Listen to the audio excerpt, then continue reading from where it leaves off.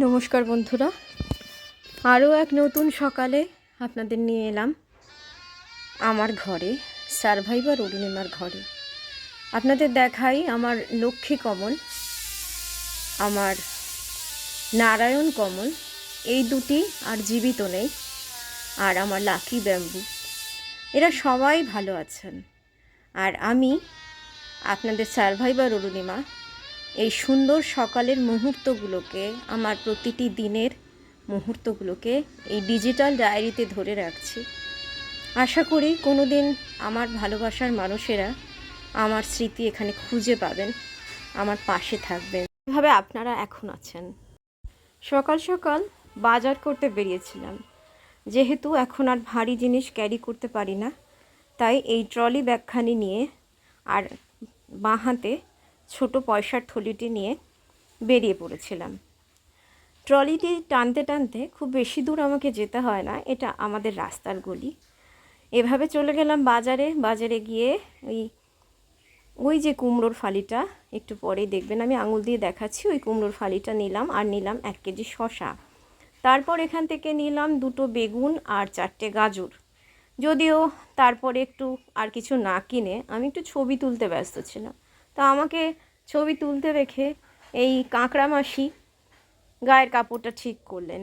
আর মাছ বাজারে আস্তে আস্তে ঢুকছেন যারা, তাদের বেশিরভাগই যাচ্ছেন সামনের ইলিশের দোকানে। কিন্তু ইলিশটা হাতে তুলছেন, তারপর দাম দেখে শুনে আবার রেখেও দিচ্ছেন। আমি তো সাহস করে বাজারে ঢুকতেই পারিনি। তারপরে দেখলাম জিলিপি ভাজা হচ্ছে, অমৃতে রাখা রয়েছে খানিকটা। জিলিপি ভাজতে দেখলেও আমি কিন্তু আর ওদিকে অগ্রসর হলাম না।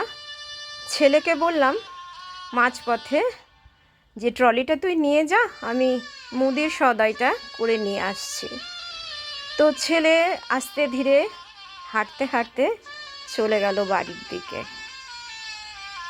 বাজার থেকে এসে চট করে গুছিয়ে ফেললাম বাজার থেকে কিনে আনা মুদিখানা এবং সবজির পত্রগুলো। তো এখানে যখন আমি এগুলো গোছাচ্ছিলাম, তখন ছেলে আমাকে সাহায্য করছিল ভিডিও তুলে দিয়ে।